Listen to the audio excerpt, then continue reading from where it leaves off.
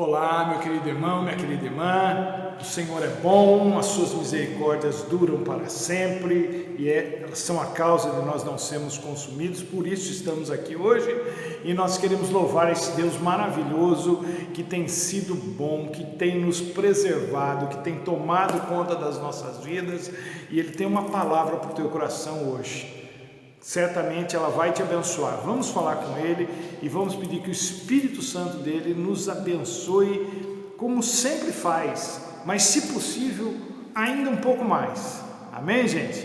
Vamos falar com Deus. Pai amado, Deus bendito, maravilhoso, nós te glorificamos nesse dia e, ó Pai, pedimos agora que o Senhor fale conosco na ministração da Tua palavra, que o Senhor traga alento ao nosso coração, o Senhor traga paz na nossa alma, ó Deus, que o Senhor, ó Deus, faça que o rio que há entre nós, fruto da vida de Cristo em nós, ele transborde nesse dia, durante toda essa semana, e ela seja tremendamente abençoada pelo poder da vida de Cristo que está em nós.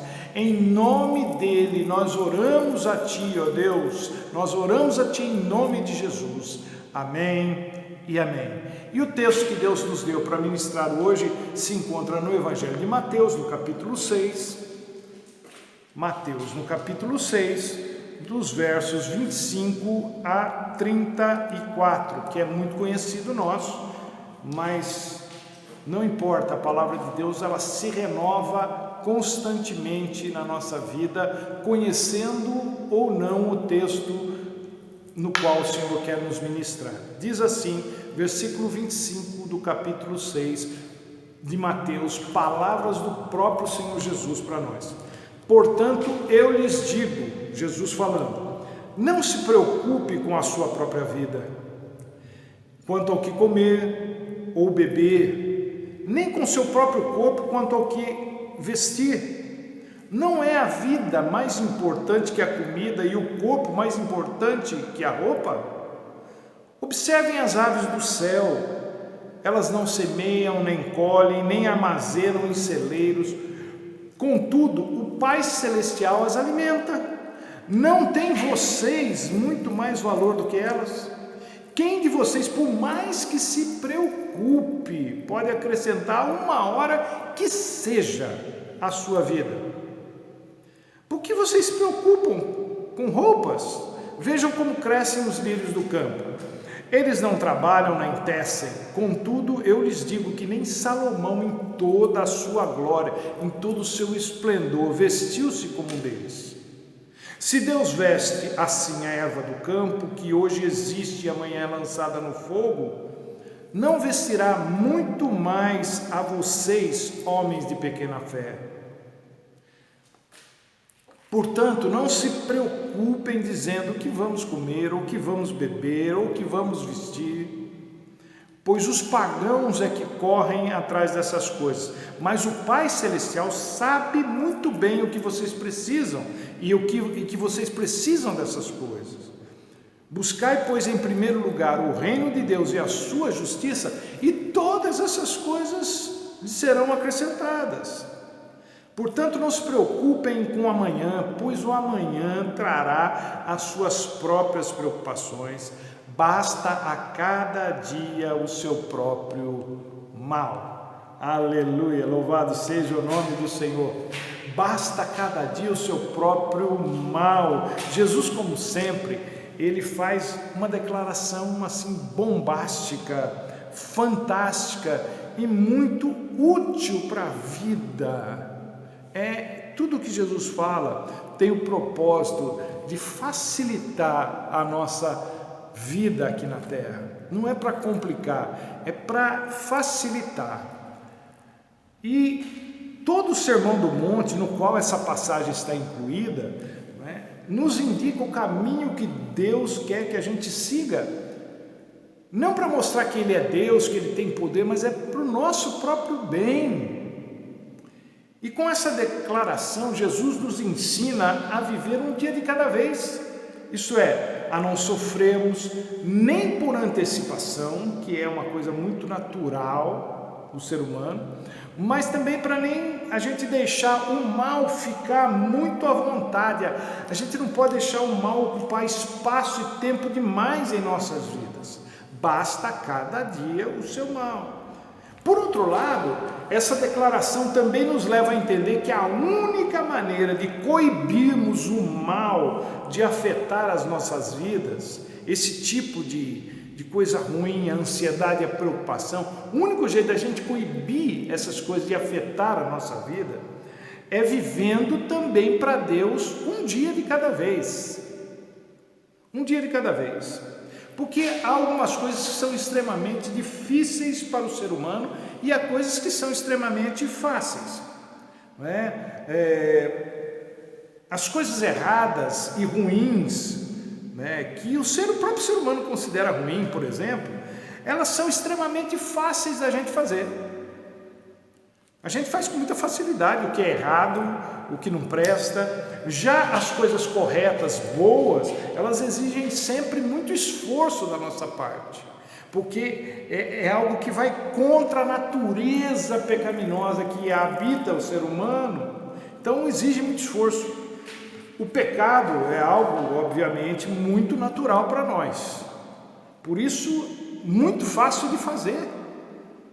Agora, a santidade já não é assim. E como a santidade é algo tido pelas pessoas, ou pela maioria das pessoas, como algo muito complicado, muito difícil, que exige muito, algo inatingível, meio que sobrenatural, algo que é só para uns meros mortais, não é para todo mundo, não. O que o ser humano acaba fazendo com essa informação, com esse tipo de linha de pensamento? O que o crente faz? Qual é o mecanismo usado para não nos sentirmos tão mal com aquilo que a gente faz em relação à santidade de Deus? A gente ameniza o pecado. A própria palavra pecado se tornou nos dias de hoje ofensiva demais, até para os crentes. Então, doura-se a pílula, suaviza-se o pecado com expressões menos ofensivas, como se essa substituição alterasse o valor intrínseco daquilo. É aquela coisa de dar nome aos bois, quase que não se aplica mais à vida nos dias de hoje. É tanta papagaiada a respeito disso que algumas substituições chegam a ser ridículas. Eu recebi há alguns dias atrás uma postagem que me levou a refletir, foi de onde nasceu a ideia dessa palavra no meu coração, né? Então eu quero que você entenda, ao ouvir o que eu vou dizer, que algumas colocações para minha geração não soam assim tão razoáveis assim. A postagem que eu recebi era sobre o nome de um bolo que tradicionalmente era chamado de nega maluca, mas que em função do politicamente correto, da não discriminação racial, passa a se chamar bolo afrodescendente com transtornos psicológicos. Eu não sei se era brincadeira ou não, mas eu levo a sério essas coisas, porque nós estamos envolvidos nessa questão da substituição em todas as áreas da vida, até o pescoço. O meu questionamento é o seguinte: essas substituições resolverão o problema? Embora eu respeite as iniciativas daqueles que se consideram injustiçados, eu respeito mesmo, e eu sinto até uma simpatia pela causa, não é? Embora eu respeite, eu acredito que isso não vai resolver a situação, o problema. A história da igreja cristã nos ensina que você pode obrigar as pessoas a fazerem o que você quer, mas não pode mudar o coração delas. Quando o Império Romano conquistou vários povos bárbaros que tinham cada um as suas religiões, o próprio Império Romano era um império politeísta, mas em função de problemas políticos, alguns imperadores acabaram adotando o cristianismo como a religião do império. Então, Constantino veio e depois veio Teodósio e instituiu o cristianismo como religião oficial do Império Romano. Só que você pode obrigar as pessoas na sua frente a fazer o que você quer, mas você não tem como mudar o coração de uma pessoa. Se lei mudasse o coração do ser humano, os presídios estariam vazios. E mesmo que as leis consideradas frouxas do nosso país mudassem e fossem mais duras, mais severas, mais austeras, que elas punissem mesmo os culpados, fosse quem fosse, o que ia acontecer? Elas inibiriam sim muita coisa, mas ainda assim haveria muitos infratores e reincidentes. Por quê? Porque o problema é muito mais profundo do que se pensa. Agora, o assunto nosso aqui, hoje, não é racismo, nem homofobia, nem bullying. É essa coisa da substituição para tentar resolver uma questão que é muito profunda. Mascarar uma coisa de um jeito que as pessoas possam dar a impressão que estão concordando.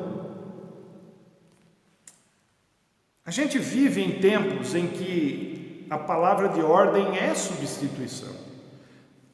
Substitua isso para melhorar aquilo. Esse é o lema. Por exemplo, no lugar de um cigarro, chupe uma bala. Ao invés de comer pão, coma tapioca.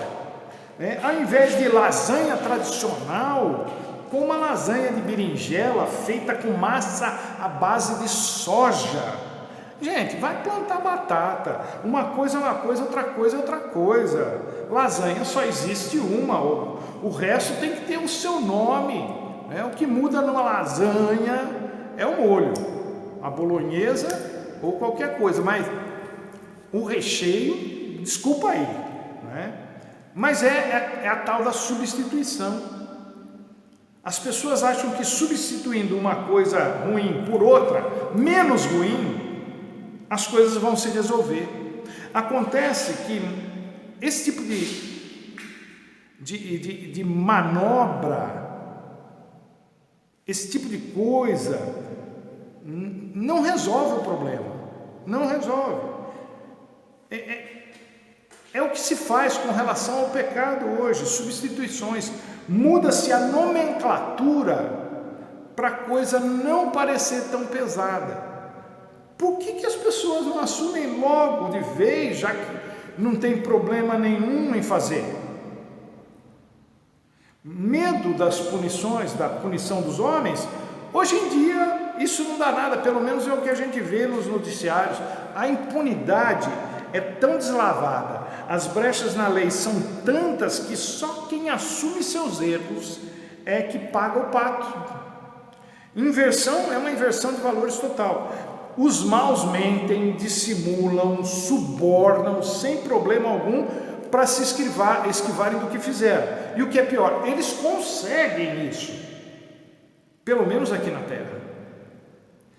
Então, conquanto certas substituições possam ser aparentemente benéficas, elas são soluções naturais, e o problema das soluções naturais é que elas não funcionam para todo mundo da mesma maneira. A mesma dieta não se aplica a todo mundo da mesma forma. Se você perguntar às pessoas, por exemplo, do que é que o país precisa para melhorar, o discurso segue sempre a mesma linha. Encabeçando a lista das coisas que faria com que o Brasil se tornasse um país muito melhor. Lá, primeiro da lista, o pessoal fala a educação. Precisamos investir pesado na educação. Gente, eu corro o risco de ser angustiantemente repetitivo aqui para vocês, para quem ouve as minhas pregações. Mas eu digo para vocês que educação, embora seja um direito do cidadão e seja uma coisa muito boa e necessária, ela não resolve problema de fome, não resolve problema de violência, não resolve problema de distribuição de renda, não resolve problema de amargura, não resolve problema familiar. E eu digo por quê? Porque as pessoas mais cultas, aquelas que estudaram, que têm mais informação, têm mais conhecimento de causa, no sentido de ter recebido instrução, essas pessoas é que estão por trás de tudo que não presta. São elas que estão mais bem preparadas e conseguem organizar todo o esquema da corrupção humana. Não é nenhum imbecil, não é nenhum iletrado, não é nenhuma pessoa ignorante que controla a corrupção. Não é. São as pessoas mais bem preparadas, elas que estão por detrás, elas não aparecem, mas elas que estão por detrás de tudo. Por que isso acontece? Porque o buraco da bala é bem mais embaixo, desculpe minha expressão. Então, soluções humanas não resolvem problemas cuja origem é espiritual. Os coaches, por exemplo, pregam o otimismo e o pensamento positivo como chaves para uma vida de sucesso, para uma vida saudável, para uma vida próspera. São coisas boas, muito boas na verdade, mas nenhuma nem outra resolve o problema. Otimismo não cura câncer. Pensamento positivo não faz dinheiro aparecer na conta. Então, são coisas boas, você tem que ser para cima mesmo, é um jeito de você se motivar. Não sou contra isso, não é isso que eu estou dizendo. Eu estou dizendo que essas manobras psicológicas, elas não resolvem problemas que são concretos. Mas Deus tem uma solução que também é abstrata do ponto de vista humano, mas que faz a diferença. A solução de Deus para uma vida próspera e saudável não é uma solução natural, é uma solução sobrenatural e tem tudo a ver com a fé, que, repito, não é otimismo e nem pensamento positivo. A diferença entre a solução natural e a sobrenatural é que a natural segue uma fórmula humana e a sobrenatural segue a vontade de Deus, o poder de Deus.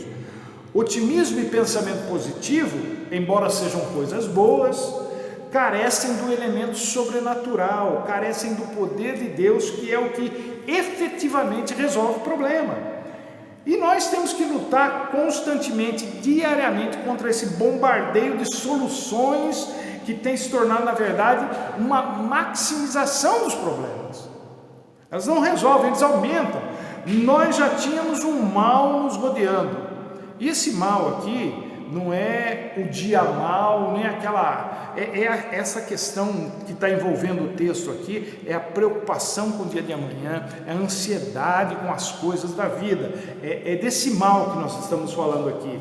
Então nós já estamos assim encharcados, nós estamos assim inseridos num contexto desse mal de preocupação e ansiedade. E aí pega-se e dá uma vitamina para que isso acabe? Não, ele se torna maior. Vitamina não mata o mal, só faz com que ele cresça ainda mais. E hoje em dia estão dando anabolizante para essas coisas. A preocupação ela se tornou assim forte demais. A ansiedade está muito musculosa, né? Mas é fruto de muito anabolizante. E nós não podemos entrar nessa, nós não podemos fortalecer aquilo que quer nos destruir. Se você já é uma pessoa preocupada, ansiosa, não dê mais corda para isso, porque é você que vai se enforcar sozinho, com a própria corda. Tem gente que acrescenta mais mal ao mal que já tem que enfrentar normalmente. É gente que busca sarna para se coçar, é gente que já é sobrecarregado com uma porção de coisas na vida e faz questão de aumentar a sua própria carga, abraçando o problema dos outros, inclusive. Ontem um amigo me ligou dizendo que tinha tomado a decisão de largar a sua vida profissional para voltar a se engajar na obra de Deus, porque a sua vida estava sendo consumida de tal forma nessa ciranda da vida, que o dinheiro que ele estava ganhando não compensava a vida que ele estava perdendo. Não é todo mundo que consegue fazer isso. Ele chegou à conclusão, e a esposa o apoiou, de que Deus pode dar o que ele e a família precisam, se ele colocar as suas preocupações e as suas ansiedades nas mãos de Deus. E como que ele chegou a essa conclusão? Ele chegou depois de perceber, como a gente costumava dizer antigamente, cair a ficha, né? Que o diabo tinha enredado ele numa armadilha, porque anos trabalhando sem sucesso algum, só para pagar aluguel, comer e pagar a escola das crianças. E a vida ainda continuava cheia de preocupações e ansiedade, envelhecendo sem viver. Então, o que ele pensou? Se é para viver assim, eu vou voltar ao primeiro amor, eu vou voltar ao tempo em que dependia de Deus para tudo, porque eu sei que Ele vai cuidar de mim, inclusive não vai permitir que eu fique preocupado e ansioso, né? Agora, a gente precisa ter essa concepção, essa linha de pensamento que a gente tem que viver um dia de cada vez. E a pergunta que se faz é: dá mesmo para viver assim? Dá mesmo para fazer isso? Como viver sem se preocupar com o dia de amanhã, sem ficar ansioso com o dia de amanhã? E Jesus diz que o único jeito da gente fazer isso é através do despojamento. O despojamento é a melhor solução para a maioria dos problemas da vida. Quanto menos coisa para a gente carregar, melhor. Quanto menos coisa para carregar, mais livre a gente se sente, mais feliz a gente vive. Então ele diz: busque em primeiro lugar o reino de Deus e a sua justiça, porque aí todas as outras coisas que você precisa vão vir automaticamente na sua vida, vão ser acrescentadas. Essa é a orientação de Jesus para quem quiser passar pela vida sem ser destruído no processo. Todo mundo passa pela vida, mas muita gente acaba sendo destruída nesse processo. Davi, no Salmo 37, verso 5, coloca a coisa da seguinte forma: entrega o teu caminho ao Senhor, confia nele e o mais ele fará. Essas três coisas que o salmista coloca como sendo da nossa alçada fazer, eu preciso dizer para você que só tem implicação para nós mesmos. Porque, preste atenção no que eu vou dizer para você, colocando ou não a sua vida nas mãos de Deus, entregando ou não o seu caminho ao Senhor, a sua vida, o seu caminho está nas mãos do Senhor. Ponto final. O ato de colocar a vida nas mãos de Deus voluntariamente é importante para nós, é algo para nós, é um ato simbólico de passar o bastão para Deus, a fim de tirar sobre nós aquela pressão, a ansiedade, a preocupação com aquilo que não temos como resolver. Então, entrega o teu caminho. Não, o caminho meu caminho está nas mãos de Deus, o seu também. Não tem de ninguém, está nas mãos de ninguém. O caminho de todo mundo está nas mãos de Deus, não é? Agora, outra parte do versículo: confia nele. Se você confia em Deus sem medo, e sem reservas ou não, também não faz a menor diferença, porque não muda o fato de que Deus cuida melhor de você do que cuida dos pássaros e do que veste a erva do campo. Gente, o que Jesus quer nos fazer entender com a expressão basta cada dia o seu mal, é que essa questão da preocupação e da ansiedade com o dia de amanhã é totalmente desnecessária, porque nós somos gente de Deus, nossa vida está nas mãos de Deus, nosso futuro está nas mãos de Deus. Deus já vem cuidando de nós, de você há muito tempo. É você que não se dá conta disso. Vamos ser honestos. Vamos ser honestos conosco mesmo não buscando o reino de Deus e a sua justiça em primeiro lugar, que a maioria dos crentes não faz isso. As coisas básicas que precisamos para viver estão sendo supridas. É ou não é verdade? Então não sofra por algo que você já tem, e também não sofra por algo que você não tem. A provisão de Deus para a sua vida está garantida em Cristo Jesus. Paulo nos diz isso em Efésios 4,19, não é? Deus suprirá todas as nossas necessidades em glória, não é? Em Cristo Jesus, não é? Ele fala, de acordo com as suas gloriosas riquezas em Cristo Jesus. A gente se preocupa demais com coisas que não podemos controlar e acaba não cuidando direito daquela que podemos controlar. Acabamos nem usufruindo daquelas que estão nas nossas mãos.